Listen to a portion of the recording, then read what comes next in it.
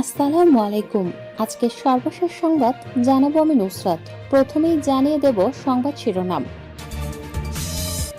শেরপুর ৩ আসনে নতুন তফসিল দেবে ইসি।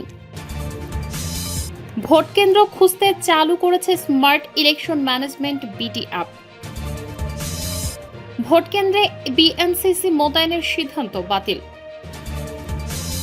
তারেক রহমানের ২টি আসনে গণসংযোগে ব্যস্ত দলের নারীরা। সর্বশেষ জানাবো, জামায়াতের প্রার্থী বাদলের মৃত্যুতে শেরপুর ৩ আসনের নির্বাচন স্থগিত বললেন ইসি সচিব। শিরোনাম শুনলেন, এবারে বিস্তারিত। শেরপুর ৩ আসনের নতুন তফসিল দেবে ইসি। শেরপুর ৩ আসনের একজন বৈধ প্রার্থীর মৃত্যু হয় গণপ্রতিনিধিত্ব আদেশ অনুযায়ী ওই আসনের সংসদ সদস্য নির্বাচন স্থগিত করা হয়েছে। বুধবার ৪ জানুয়ারি নির্বাচন কমিশনের সচিব আক্তার আহমেদ এই তথ্য নিশ্চিত করেছেন।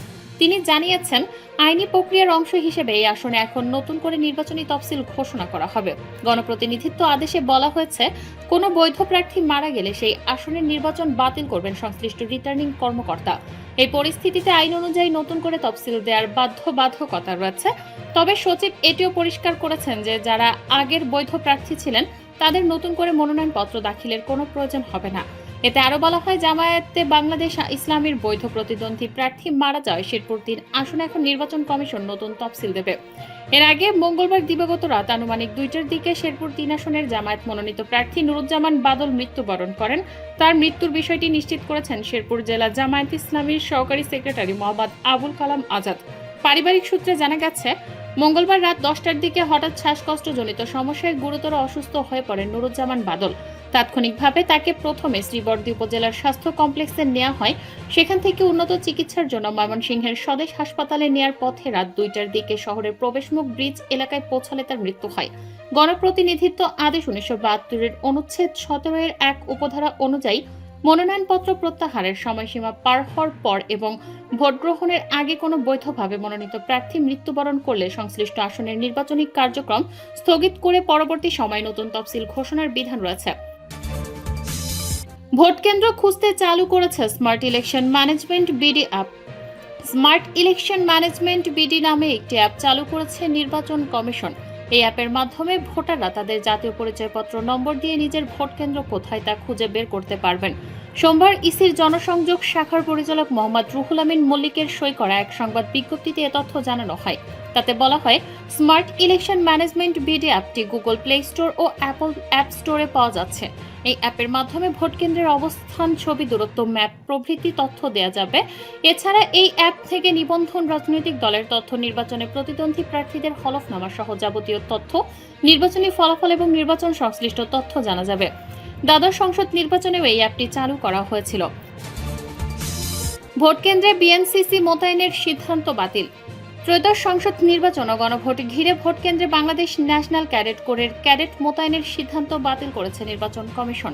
মঙ্গলবার ইসির উপসচিব মোহাম্মদ মনির হোসেনের সই করা সংশোধিত নির্দেশনায় এ তথ্য জানানো হয়েছে। নতুন সিদ্ধান্ত অনুযায়ী আগামী 12 ফেব্রুয়ারি অনুষ্ঠেয় নির্বাচনে রিটার্নিং অফিসারের কার্যালয়ে স্থাপিত আইটি সাপোর্টেড পোস্টাল ব্যালট গণনা কেন্দ্রে শৃঙ্খলা রক্ষায় ক্যাডেটরা কাজ করবেন। এছাড়া 11 ফেব্রুয়ারি থেকে নির্বাচন কমিশন সচিবালয়ের ফলাফল সংগ্রহ ও পরিবেশন কেন্দ্রে 5টি সেকশন দায়িত্ব পালন করবে। এক্ষেত্রে বিএনসিসির ক্যাডেটদেরকে নিম্নোক্ত নির্দেশনা অনুযায়ী মোতায়েন করতে হবে। ক. রেজিমেন্ট কমান্ডাররা রিটার্নিং অফিসারের সঙ্গে সমন্বয়ের মাধ্যমে মোতায়েন পরিকল্পনা চূড়ান্ত করে বিএনসিসি মোতায়েন করবে। খ. নির্বাচনী দায়িত্ব প্রদানের আগে বিএনসিসি ক্যাডেটদের দক্ষতা, নিরপেক্ষতা ও রাজনৈতিক সংশ্লিষ্টতা যাচাই বাছাই করে মোতায়েন করতে হবে। গ. সর্বোচ্চ 3টি নির্বাচনী এলাকার জন্য একটি করে সেকশন হারে 300টি নির্বাচনী এলাকার জন্য 123 সেকশন বিএনসিসি মোতায়েন করতে হবে। ঘ.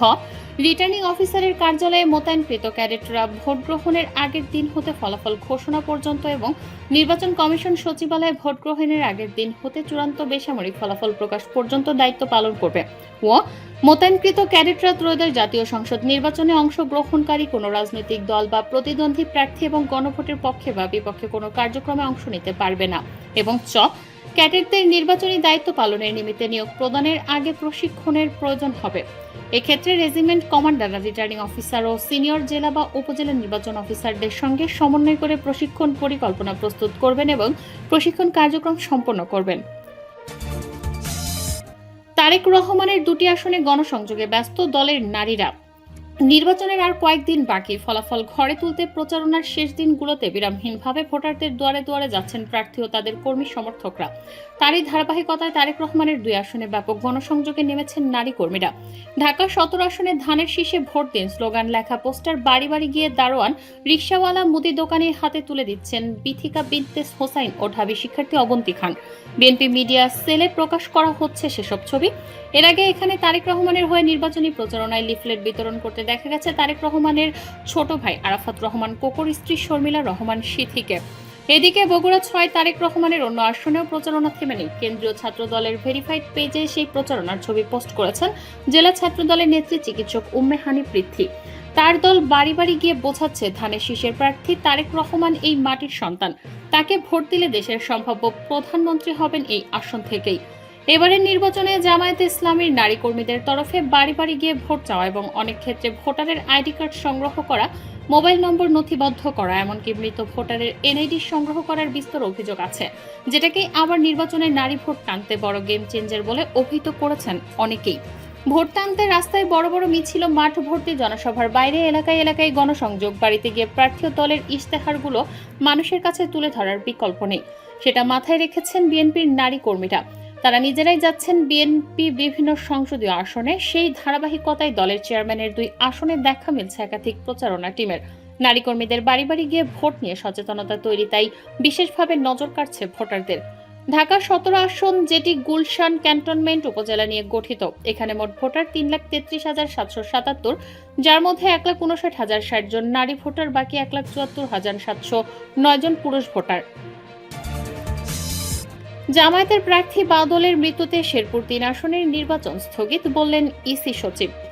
বাংলাদেশ জামায়াত ইসলামীর শেরপুর জেলা শাখার সেক্রেটারি ও শেরপুর 3 আসনে জামায়াত ইসলামীর মনোনীত প্রার্থী আলহাজ নুরুজ্জামান বাদল বয়স 51 মারা যাওয়ায় গণপ্রতিনিধিত্ব আদেশ অনুযায়ী উক্ত আসনের সংসদ নির্বাচন স্থগিত করা হয়েছে। বুধবার 4 ফেব্রুয়ারি নির্বাচন কমিশন সচিবালয়ের সিনিয়র সচিব আক্তার আহমেদ এ তথ্য জানিয়েছেন। এর আগে মঙ্গলবার দিবাগত রাত আনুমানিক 3টার দিকে জামায়াত প্রার্থী মোহাম্মদ নুরুজ্জামান মৃত্যুবরণ করেন। বাংলাদেশ জামায়াতে ইসলামী মনোনীত দাঁড়িপাল্লা প্রতীকের শেরপুর 2 আসনের সংসদ সদস্য প্রার্থী ভিপি মোহাম্মদ গোলাম কিবরিয়া এ তথ্য নিশ্চিত করেছেন। পরিবার সূত্র জানায়, মঙ্গলবার রাত 10টার দিকে হঠাৎ শ্বাসকষ্টজনিত সমস্যায় গুরুতর অসুস্থ হয়ে পড়েন নুরুজ্জামান বাদল। তাৎক্ষণিকভাবে তাকে শ্রীবর্দী উপজেলা স্বাস্থ্য কমপ্লেক্সে নেওয়া হয়। পরে অবস্থার অবনতি হলে তাকে ময়মনসিংহ মেডিকেল কলেজ হাসপাতালে নেওয়ার সিদ্ধান্ত নেওয়া হয়। ময়মনসিংহ নেয়ার পথে রাত আনুমানিক 3টার দিকে শহরের প্রবেশমুখ ব্রিজ এলাকায় পৌঁছালে তার শারীরিক অবস্থার আরও অবনতি ঘটে। পরে ময়মনসিংহ মেডিকেল কলেজ হাসপাতালে নেওয়া হলে চিকিৎসকরা মৃত ঘোষণা করেন তাকে। মৃতের ভাই মাসুদ বাদল জানান, দীর্ঘদিন ধরে তিনি শারীরিক জটিলতায় ভুগছিলেন। এদিকে জামায়াতে ইসলামীর অফিসিয়াল ফেসবুক পেজে দেয়া এক পোস্টে জানানো হয় নুরুজ্জামান বাদল কিডনিজনিত রোগে হাসপাতালে ভর্তি অবস্থায় ইন্তেকাল করেছেন। পোস্টে তার মৃত্যুতে গভীর শোক প্রকাশ করে শোক সন্তপ্ত পরিবার, পরিজন ও সহকর্মীদের প্রতি সমবেদনা জানানো হয়। নুরুজ্জামান বাদলের মৃত্যুতে শেরপুরে জামায়াতে ইসলামীর নেতা কর্মীদের মধ্যে শোকের ছায়া নেমে এসেছে।